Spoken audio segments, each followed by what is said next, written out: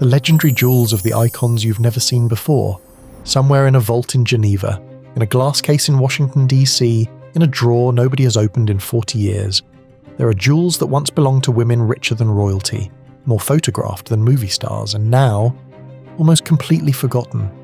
You know Elizabeth Taylor's diamonds, you know Wallace Simpson's panthers, but before any of them, there was a different generation of women, heiresses, maharanis, and socialites, who didn't just wear history's greatest jewels, they commissioned them, fought over them, were robbed of them, and in at least one case, were poisoned for them.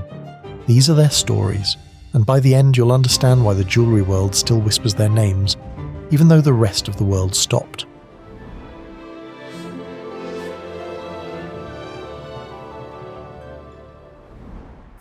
Daisy Fellowes, the woman who invented a style the whole world stole. She was born Marguerite de Cazes, heiress to the Singer sewing machine fortune, and by the 1930s she had become something more dangerous than rich. She had become tasteful. As Paris editor of Harper's Bazaar and one of the most photographed women in Europe, Daisy Fellowes didn't follow trends, she built them. In 1936 she walked into Cartier with her own private stash of carved emeralds, rubies, sapphires and diamonds, stones she'd been collecting for years, and asked for something no one had ever seen. The result was the Collier Hindu, a cascading necklace of more than 1,000 gemstones modelled loosely on a piece made for an Indian Maharaja. It became the single most famous example of what we now call tutti-frutti jewellery, though that nickname didn't even exist until decades later. At the time, it was simply called a Hindu jewel. Here's the strange part. By most accounts, Daisy Fellowes wore this masterpiece, arguably the most important necklace Cartier ever made for a private client, only once. After her death in 1962, the necklace passed quietly through her family for nearly 30 years, unseen, undiscussed, almost mythical. Then, in 1991, it resurfaced at a Sotheby's Geneva auction, and the room erupted. It sold for over $2.5 million, a record for Art Deco jewellery at the time. The buyer was Cartier itself, buying back its own legend. Today, the Collier Hindu lives inside the Cartier collection, occasionally loaned out to royalty for exhibitions, but its original owner, almost nobody remembers her name. Which raises the question, if Cartier itself paid millions just to bring this necklace home, what else did Daisy Fellowes own that we've never even heard of? Maharani Indira Devi of Cooch Behar, the royal scandal that built an empire of pearls. Before she was a Maharani, she was a scandal. Born Princess Indira of Baroda, and already engaged to one of India's most powerful royal houses, she fell in love with a different prince at the Delhi Durbar of 1911 and broke off her arranged engagement herself, a near unthinkable act for a princess of her era. The fallout made international headlines. She married Prince Jitendra Narayan of Cooch Behar in 1913, and what followed was one of the most extraordinary jewellery collections ever assembled by an Indian royal house. Cooch Behar's pearls were said to be the finest private collection in the world, but Indira Devi didn't stop there.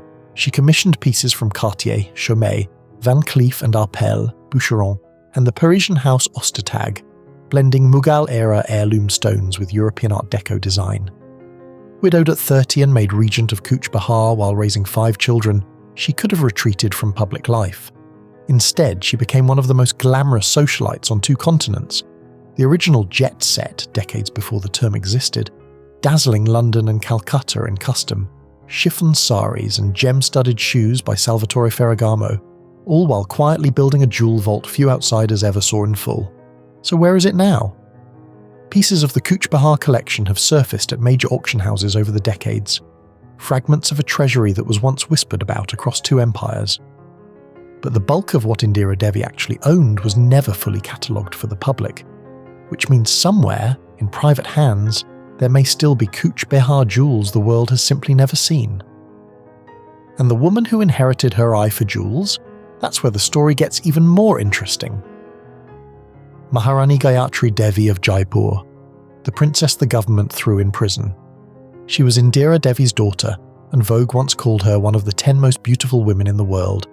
Gayatri Devi married the Maharaja of Jaipur in 1940, won what was at the time the largest landslide election victory in history when she entered Indian politics, and was later jailed by the Indian government, reportedly held alongside the general prison population, in a political crackdown that scandalized the country. Through all of it, she carried her mother's obsession with jewels into a collection of her own. Cartier crafted her an Art Deco suite of Mughal cabochon emeralds, stones that were already centuries old, inlaid with ruby and diamond flowers, before Cartier mounted them into a necklace and earrings in the 1930s. There was also a striking Cartier ruby suite, designed with a detachable element that could convert from a necklace into a brooch, a piece of engineering as clever as it was glamorous. Pearls, however, were her true signature. She was rarely photographed without them. Here's what almost nobody knows. Despite being arguably one of the most photographed jewel wearers of 20th century India, much of Gayatri Devi's collection remains privately held by her family today, glimpsed only in old portraits and the occasional museum loan, not sitting behind glass in some famous vault, but quietly, almost invisibly, still in Jaipur. Meanwhile, on another continent entirely, a Kentucky farm girl was about to be declared the best-dressed woman alive, and her jewellery box would end up partly inside the Smithsonian. Mona von Bismarck, the farm girl who became the most imitated woman alive.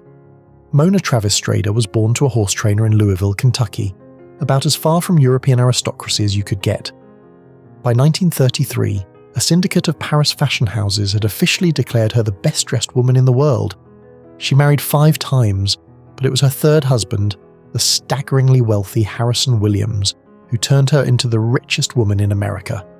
On her honeymoon cruise to Sri Lanka, she acquired a 98.6 carat cornflower blue sapphire and had Cartier set it vertically among diamonds into what's now known as the Bismarck sapphire necklace.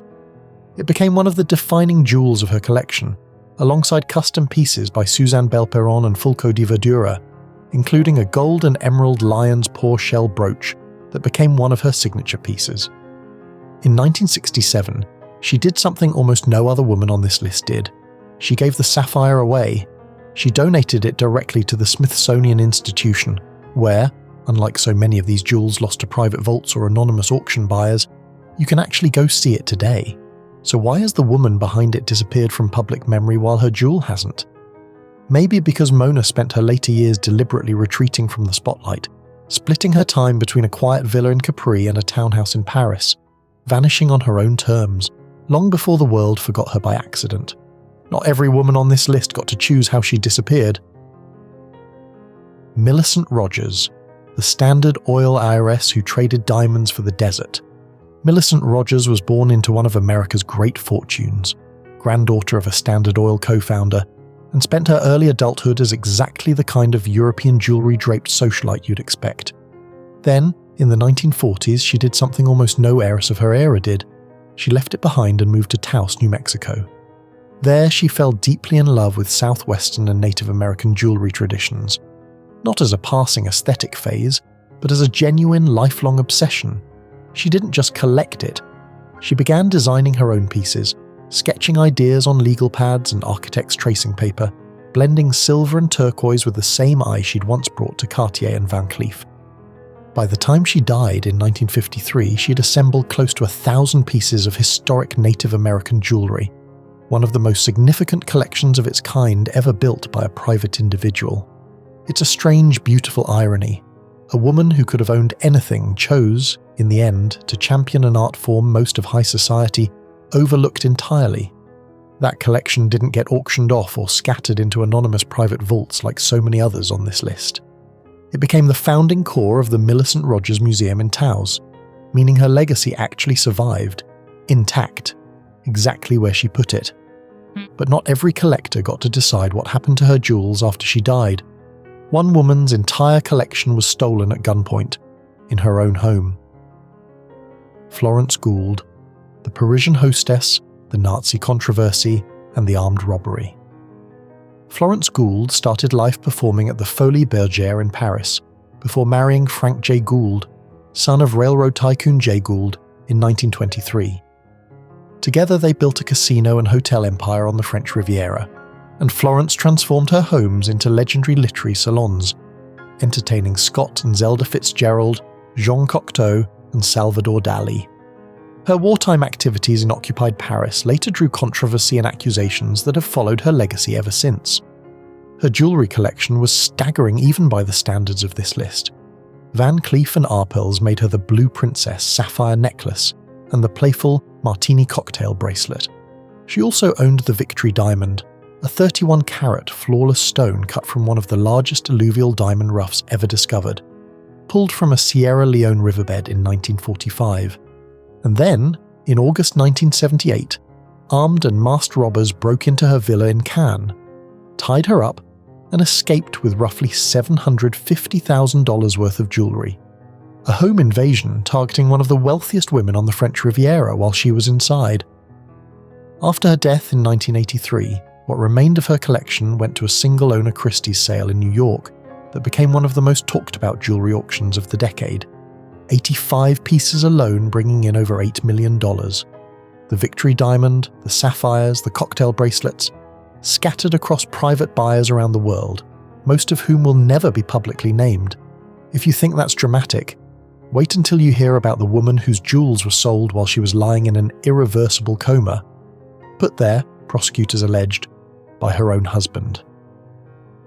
Nina Dyer, the model who married two of the richest men alive and kept Black Panthers as pets. Nina Dyer was an Anglo-Indian model, born in British Ceylon, who by her 20s had attracted the attention of Baron Hans Heinrich von Thyssen-Bornemisser, one of the wealthiest industrialists in Europe. Before they even married in 1954, he had already given her sports cars, a Caribbean island, and 2 live Black Panthers, which she reportedly travelled with everywhere, much to the destruction of various hotel rooms. The marriage lasted 10 months. The jewellery, however, kept coming, including the Blue Heart Diamond, a 30-carat fancy blue diamond she received as part of her divorce settlement.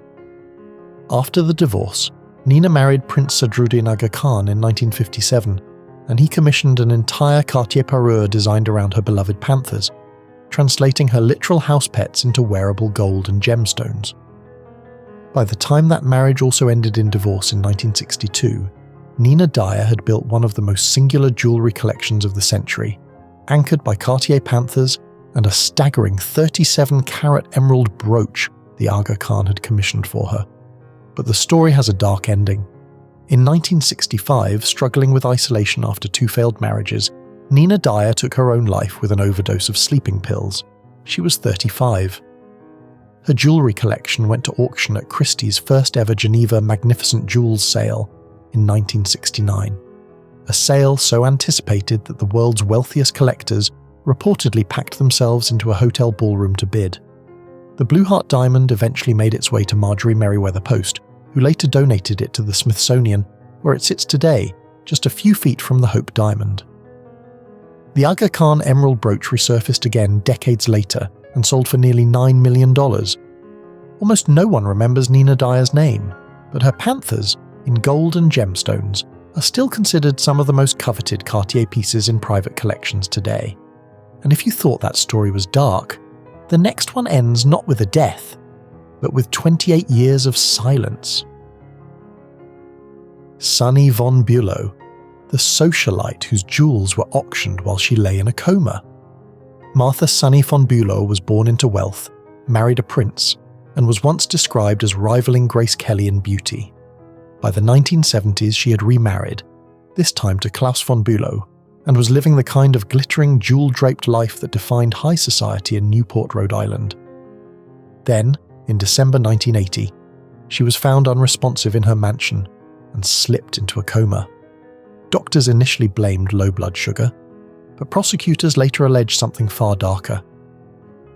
That Klaus von Bülow had deliberately injected her with insulin in an attempt to kill her. He was tried, twice, for attempted murder, in a case that gripped the country and was later dramatised in the film Reversal of Fortune. Sunny von Bülow never woke up. She remained in that coma for 28 years, until her death in 2008. Her jewellery collection, magnificent Van Cleef and Arpels brooches, a carved Colombian emerald and ruby necklace, strands of natural pearls she'd worn through decades of New York and Newport society, sat largely untouched for years. It wasn't until 2024 that her daughter finally chose to auction a selection of the pieces at Christie's, in a sale that included photographs of Sunny wearing the jewels decades earlier, frozen in a version of her life that ended the moment the coma began. The standout piece, that Colombian emerald necklace, sold for nearly $290,000, a fraction of the price of the story behind it. It's the kind of ending none of these other women got. Not a quiet retirement, not a tragic choice, not a robbery, but a slow, decades-long erasure, while her jewels sat in a vault, waiting. 8 women, empires of diamonds, emeralds, sapphires and pearls, built, stolen, donated, auctioned, and in some cases simply forgotten. Some of these jewels sit in the Smithsonian today, a few feet from tourists who have no idea whose hands they once passed through. Others are locked inside private vaults we may never see opened in our lifetime.